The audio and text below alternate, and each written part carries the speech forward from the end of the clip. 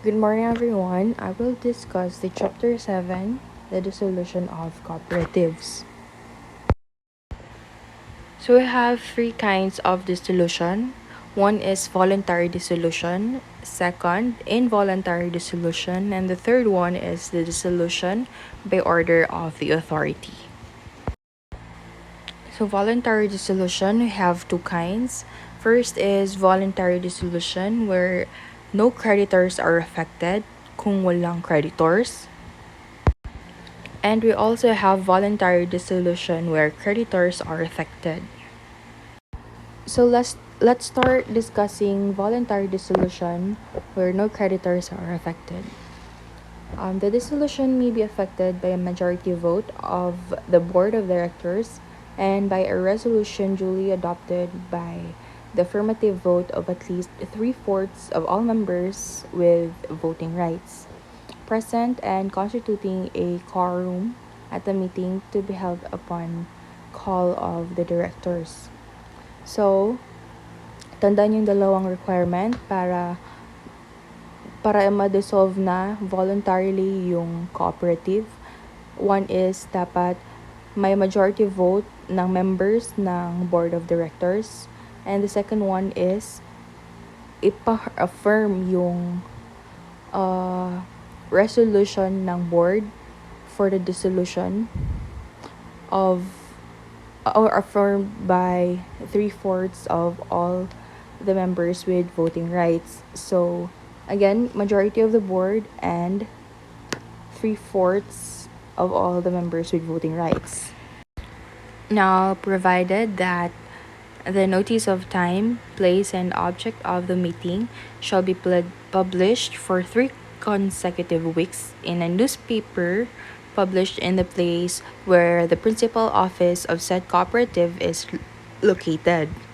Or if no newspaper is published in such place, in a newspaper of general circulation in the Philippines. Provided further that the notice of such meeting is sent to each member of record, either by registered mail or by personal delivery, at least 30 days prior to said meeting. So, kailangan, importante yung notice na dapat ma-publish in 3 consecutive weeks in a newspaper of general circulation, and also notice to each of the member of record 30 days prior to the meeting. Now, for voluntary dissolution where creditors are affected, the petition for dissolution shall be filed with the authority. So, if we can notice the difference between voluntary dissolution where no creditors are affected and voluntary dissolution with creditors. Sa voluntary dissolution, no need to file a petition. For the first one, no need to file a petition with the authority because the board of directors, by majority vote, they can move for them for dissolution of the cooperative. Kailangan lang nila ng affirmative vote of at least 3/4 of all the members. But here, in voluntary dissolution, where creditors are affected, the board of directors should file a petition for dissolution for the cooperative code of cooperative development authority rather. So the petition dapat signed yan by majority of its board or directors or other officers managing its affairs, verified by its chairperson or board secretary or one of its directors, and shall set forth all claims and demands against it, and that its dissolution was resolved upon by the affirmative votes of at least 3/4 of all the members with voting rights. So, ang start niyan, yung board, gawa sila ng resolution na dapat majority of the members will bumoto para affirmatively dun sa resolution for the dissolution of the cooperative. And then, ipa-affirm nila yung kanilang resolution sa members. No, kailangan makakuha sila ng 3/4 vote doon sa mga members. And then, after, gawa sila ng petition for dissolution, i-attach nila yung resolution tsaka yung affirmation ng decision to dissolve the cooperative, and then gawa silang petition for dissolution, i-file nila sa CTA. So, kailangan kasi, bakit kailangan siya i-file sa CTA? Kasi there is a need to make sure na yung mga creditors na may claim, rightful yan sila, or they are entitled to the claims na kailangan. Meron kasing creditor na present. Kung walang creditor, no problem. But if with creditor, kailangan may petition siya for dissolution filed with the authority.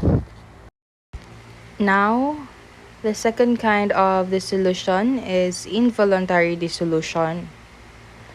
So, ano ba ang involuntary dissolution? This means that hindi intention ng mga board of directors na i-dissolve yung cooperative. May mga grounds under the law na magiging cause for the dissolution. So, a cooperative may be dissolved by order of a competent court after due hearing on the grounds of violation of any law, regulation, or provision of its bylaws, or insolvency. So, these are the two grounds para magkaroon ng involuntary dissolution, and take note that it is the court that has the power to issue an order based on these two grounds. We also have the dissolution by the order of the CDA. Dito hindi korte, kundi ang Cooperative Development Authority. So, nakasaad sa batas na the authority may suspend or revoke after due notice and hearing the certificate of registration of a cooperative on any of the following grounds. Number 1, having obtained its registration by fraud. 2, existing for an illegal purpose. 3, willful violation despite notice by the authority of the provisions of this code or its bylaws. 4, willful failure to operate on a cooperative basis. So, nag-register ka lang, pero hindi ka talaga nag-operate as a cooperative. And failure to meet the required minimum number of members in the cooperative. So, we also have the dissolution by failure to organize and operate. So, ito yung after 2 years from the issuance of its certificate of registration at hindi ka nag-carry ng business for 2 consecutive years. So, bibigyan ka ng formal notice ng cooperative to show cause as to its failure to operate. So, saka i-dissolve yung co-op and i-delete yung name from the roster of registered cooperatives. Liquidation of a cooperative. Of course, kapag nag-dissolve kayo ng co-op, nagpa-follow doon yung liquidation. Meaning to say, lahat ng assets i-distribute na to the members lahat ng utang bayaran. So that is liquidation. So every cooperative whose charter expires by its own limitation or whose existence is terminated by voluntary dissolution or through an appropriate judicial proceeding shall nevertheless continue to exist for 3 years after the time it is dissolved. So, itong 3 taon, kunyari, dissolve na yung co-op. Meron pa siyang 3 years para i-liquidate yung affairs ng cooperative. However, yung 3 years of existence may be given to the cooperative only for the purpose of liquidation. So, meaning to say, the cooperative can no longer conduct its business regularly. So, ano lang yung dapat nilang gawin within the 3 years? I-distribute yung mga assets ng cooperative or kung gusto nilang ibenta yung mga properties na tapos hati-hatiin ang proceeds. So, ganon ang mangyayari during the 3-year period.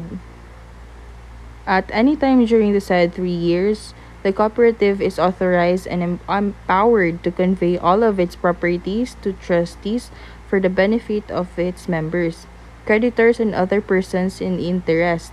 From and after any such conveyance, all interest which the cooperative had in the properties are terminated.